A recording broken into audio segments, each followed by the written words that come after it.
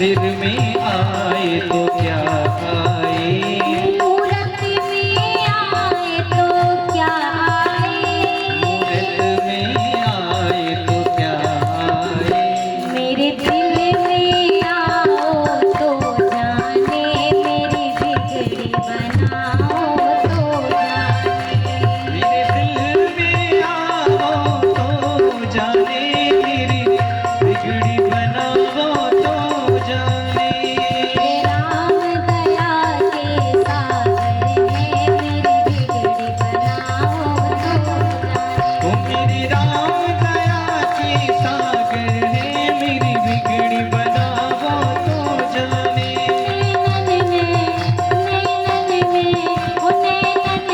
श्याम समय गो मोहे प्रेम करो श्याम समय गो। मोहे प्रेम करो लगाएगो। अभी तक जब लाइट गई ऐसा परमानंद मिला था ना, जितना 3 घंटे की कथा में सुख नहीं मिला होगा ना, उतना सुख मिल गया था 2 मिनट लाइट जाने के अंदर की। वाह प्रभु क्या फुर्सत दी। और बताओ और क्या हाल चाल है? तो ये मिनट में निपटा लिया। और जब भजन गाने की बारी आती है तो ऐसा दिखाते हैं हमने तो जिंदगी में कभी बोला ही नहीं। अरे तेरा साथ में कहिए, दोनों हाथ ऊपर करिए, बहुत देर हो गया। दोनों हाथ ऊपर करिए सब लोग पूरे पूरे। ओ नैनन में, ओ नैनन में, ओ नैनन में श्याम समाए गो मोहे प्रेम करो। ओ नैनन में श्याम समाएगो, मोहे प्रेम करो लगाएगो। ओ नैनन में श्याम समाए गो मोहे प्रेम करो लगाएगो। ओ नैनन में श्याम समाएगो, मोहे प्रेम करो लगाएगो। बलिहारी श्याम तेरी लटकन पे, बलिहारी श्याम तेरी लटकन पे, बलिहारी श्याम तेरी लटकन पे। ओ बलिहारी श्याम तेरी लटकन पे। ओ वो तो मीठी सी, ओ हाजी मीठी सी, ओ वो तो मीठी सी तान सुनाए गो मोहे प्रेम करो लगाएगो। ओ तो मीठी सी तान सुनाएगो, ओ मोहे प्रेम करो लगाएगो। जहाँ विराजे राधा रानी, जहाँ विराजी राधा रानी, सब लोग बोलिए। अरे जहाँ विराजे राधा रानी, जहाँ विराजी राधा रानी, अलबेली सरकार कन्हैया ले चल पर कन्हैया ले चल परली पार, कन्हैया ले चल परली पार, कन्हैया ले चल परली पार। ले चल परली पार कन्हैया, ले चल परली, पार कन्हैया, ले चल परली पार कन्हैया, चल परली पार कन्हैया। कर दे भव से प्यार कन्हैया, ले चल परली पार, कन्हैया ले चल परली पार, सावरे ले चल परली पार, सावरे ले चल परली पार, कन्हैया ले चल परली पार। कन्हैया ले चल परली पार। बोलिए सियावर रामचंद्र की। कछु सोचा करो, नहीं तनक सोचा करिए कि मतलब क्या है, हम इतने सारे मिलके भी ऐसे आवाज निकाल रहे हैं। थोड़ा जोर से बोलिए, बोलिए सियावर रामचंद्र की। अब हम वहां पे ही अच्छे थे। बोल दुल्हा सरकार की। अब वो वहां पे ठीक है। अभी आप में वो नहीं आ रहे, थोड़ा अपने बल को याद करिए। नारी सशक्तिकरण की दुनिया में यहाँ डंका बज रहा और आप हैं कि बोल मिथिला के मेहमान की। अब तनिक ठीक थे, ऐसे ही मजबूती बना के बैठिएगा कथा। मेरे राम दया के सागर हैं, मेरी बिगड़ी बनाओ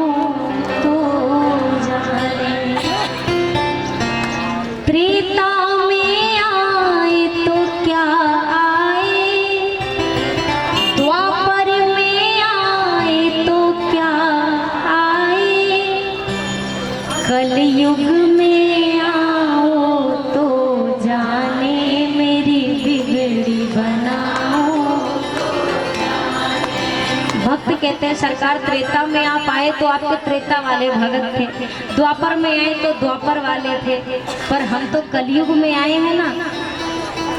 यदि हम आप तक जैसे सीढ़ी है, अब ये सीढ़ी का क्या काम है, ये सीढ़ी यदि ऊपर चढ़ाने का काम करती है तो नीचे उतरने की व्यवस्था भी तो है ना।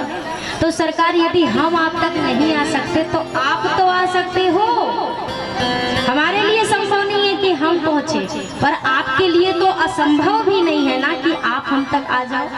आप तो आ सकते हो ना सरकार, हर जगह आप आओ, लेकिन यदि मेरे दिल में नहीं आए, मेरे मन में नहीं आए, तो फिर क्या फायदा इस जीवन का। मिथिला की सखियां, हर रोज मन में एक भय सा रहता है। भय किस बात का, कहीं ऐसा ना हो कि जनक जी बारात को विदा करने की आज्ञा दे दे। हमारे यहाँ कोई मेहमान आता है तो सही सही बताइए, यहाँ का तो मैं मान सकती हूँ, मैंने क्योंकि इन क्षेत्रों में मैंने भ्रमण किया है, बहुत कथाएं ठाकुर जी की कृपा से की है। यहाँ का मैं मानती हूँ, यहाँ पे आतिथ्य सत्कार में कोई कमी नहीं, पर अभी हमारे तरफ चले जाइए, मेहमान आए नहीं कि यहाँ का धड़कन ना बढ़ जाती है, चिंता हो जाती है किसका कमरा गया। और वो भी मेहमान एक आध दिना के हो तब तो ठीक है, 4 दिना कहीं टिक गए तब तो फिर मेहमान को पहले दिन तो जैसे ये होगा ना कि पहले दिन मेहमान को लाकर हम चाय नाश्ता देते हैं, और 2 दिन बाद भी यदि मेहमान ना जाए तो फिर मेहमान को किचन का रास्ता बता देते हैं। वहाँ पे किचन, 1 कप अपने लिए, 1 कप। एक घर में मेहमान पहुंचे और रुक गए मतलब रुक ही गए, जाने का नाम ही नहीं ले रहे। अब कोई आया तो कैसे कह दें। अब घर के जो मेहमान, घर के जो मालिक थे, वो रोज वो रेलवे का टाइम टेबल निकलता है ना अक्सर पेपर में, तो बार बार घुमा घुमा के उनके सामने रखें कि तनिक निगहिया जाए तो देखें टाइम टेबल, तो क्या पता अपनी वाली ट्रेन देख के होश आ जाए कि जाना भी है। ये ला के टाइम टेबल रखे और वो पेपर पलट के रख दे, जाने का कोई विचार नहीं था इनका।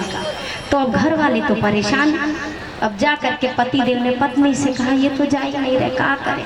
पत्नी ने कहा और खिलाओ, पकौड़ी कचौड़ी और खिलाओ, तो काहे को जाएंगे, ये ना जाएंगे, और करवा।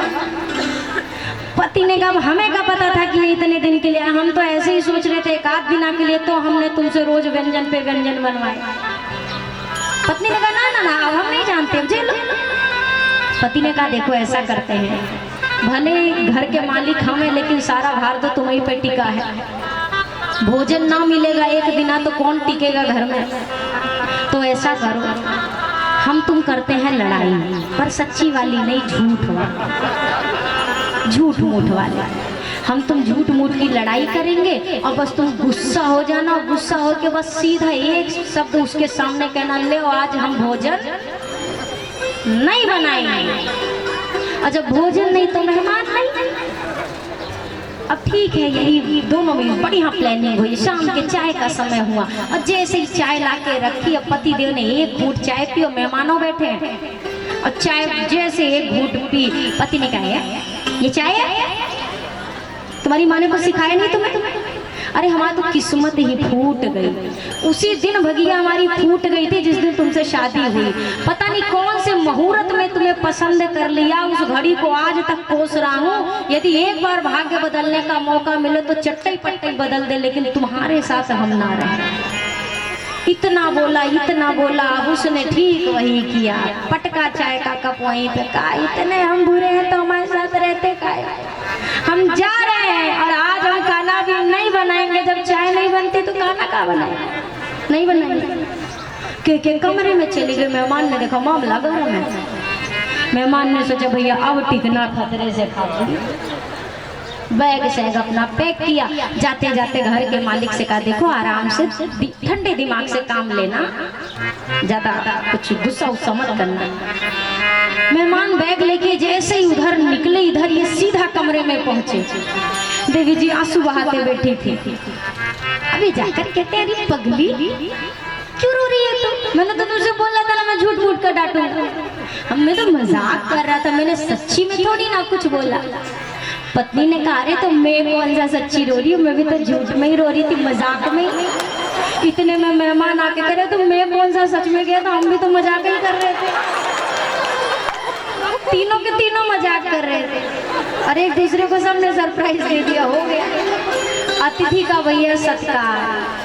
अतिथि का देखिए मतलब क्या, जिसके ना आने की तिथि निश्चित हो ना अतिथि। लेकिन देखिए दोनों पक्ष की मैं बात करूंगी। अतिथि आए तो सत्कार कीजिए, पर अतिथि भी थोड़ा सा उतने ही दिन रहे जितने दिन सत्कार हो। ऐसे ना टिक जाए कि फिर सामने वाला सत्कार करने में भी।